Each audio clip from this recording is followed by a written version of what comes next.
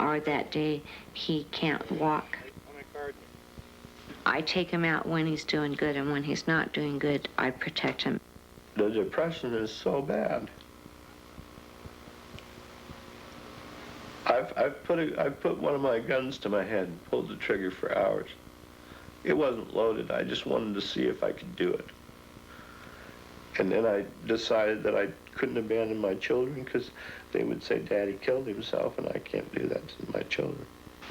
I'm fortunate that I am a nurse and that I can take care of Jim, or else he would require nursing care. My life is hell. If there's a heaven, hell is right here. Hell, I'm living in hell.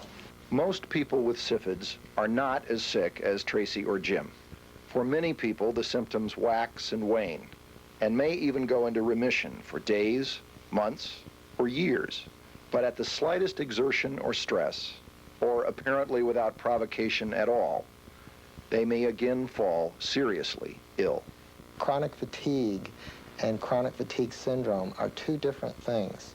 Chronic fatigue is a symptom that occurs in virtually every illness. Chronic fatigue syndrome is a cluster of many, many symptoms, and it is a disease. It's not being tired at the end of the day. And there's no way rest will make you not tired.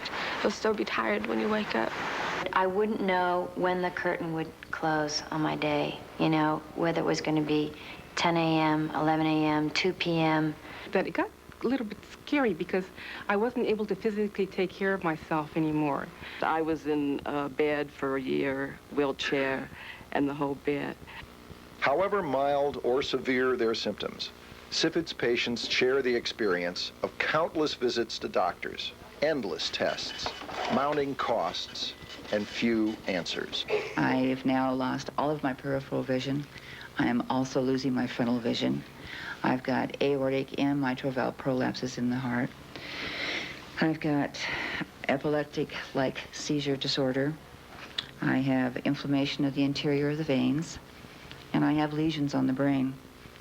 And still, with all of this, my chart is riddled with the words somatic and psychiatric. But it's hard to understand actual doctors that you go to that have no idea about it and don't know what to do about it and tell you it's all in your head and there's really nothing wrong with you. Dorothy, get dressed. You're fine. I beg your pardon? We've run every test known to man. They're all normal. You can get dressed, go home, enjoy your life. But Dr. Stevens, I was always healthy, and then I came down with this flu. I can't get rid of it. I've been sick for 5 months now. I have a constant sore throat, swollen glands, fevers. My muscles ache and are weak. I am totally exhausted all the time. I know. You told me. Well, maybe it bears repeating. And at a certain point, when you've shown up negative on enough tests, suddenly the demeanor towards you changes. Suddenly you're not a gravely ill patient who they are worried is about to die. Suddenly you're a problem patient. Look, Dorothy, can I ask you a personal question? Yes. You're divorced? Yes. How's your social life? Do you see men?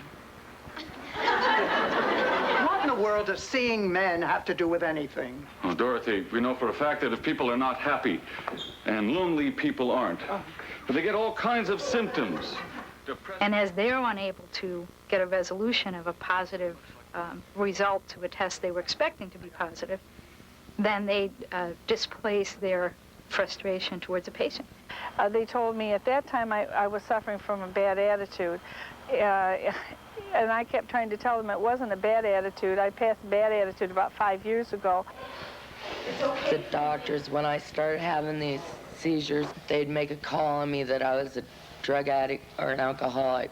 And one doctor said to me when I complained of a swollen gland under my arm, he said, well, you know, maybe your bra's a little too tight. Not thinking that in 34 years I might have been able to figure that out myself. I brought all the clippings in and said, gee, these sound like me. Oh, I have all of these symptoms. And they said, I don't believe this exists. This is my son, Kalen. Both of us have CFIDs. He had severe headaches and severe abdominal pains. And his pediatrician finally said, I think he may be having some school phobia problems. I mean, poor chronic fatigue patients have been treated shabbily. You have to say that. They've been shunted from doctor's office to doctor's office, being told everything's in their head. Like the same thing with my teachers. I would look fine, so they would really think that I was not sick. People don't believe them. This is the cause of the greatest long-term damage that this illness causes, especially in children. All in all, I've seen 212 physicians. 210 of them did not believe me. 2 did. 210 told me I was crazy, and I never gave up. If anyone found themselves kidnapped, trapped in a room, drugged, and put in a bed and left in a room for 5 years, that they would have media attention that was phenomenal.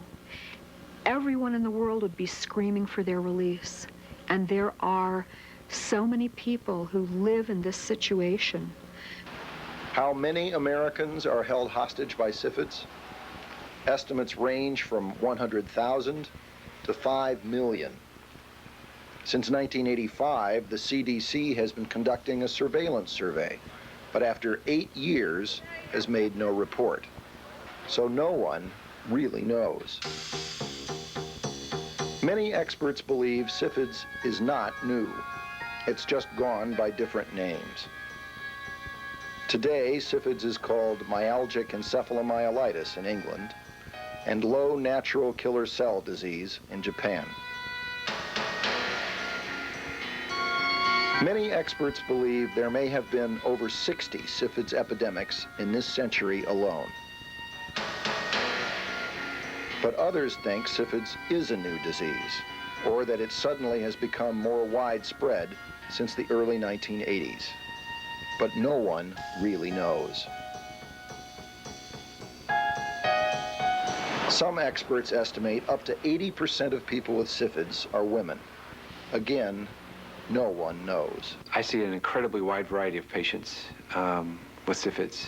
A wide age group. I've seen people as young as 5 years old with suspicion of syphids. I see people well into their 60s with syphids. We did a training at San Francisco General Hospital, which is a county hospital and treats a lot of poor people. Their intake nurses and nurse practitioners thought that all people with syphids were poor people, people of color, because that's who they were seeing. I've been in support group about 6 to 7 years now, and I've been the only black, and I've been very curious about that. You know, as far as a lot of minorities are concerned, especially minorities of lower incomes, aren't going to continue to see different doctors until they find somebody who will diagnose them adequately. However diverse its victims, syphids can devastate their lives. I was teaching classical ballet, and I was extremely active. I had my own dance company, and I was a glamorous, happy, outgoing, cheerful person. I had absolutely no reason to want to stay in bed for 5 years, which is what happened to me. Is that me? I've written a lot of award-winning poetry, and I have trouble writing, spelling correctly now. Oftentimes my own name on a check. I'll sign N-A-R-Y, Nary, for Nancy. How can I write? I was very athletic. I was a runner. I was a long-distance runner. I ran half marathons and races.